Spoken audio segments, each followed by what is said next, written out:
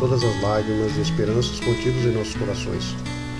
Pedimos por aqueles que choram sem ter quem lhes enxugue uma lágrima, por aqueles que gemem sem ter quem escute seu clamor.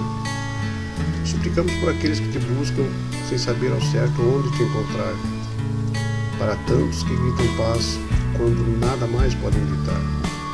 Abençoa, Jesus menino, cada pessoa do planeta Terra, colocando em seu coração um pouco da luz eterna que viesse acender na noite escura de nossa fé.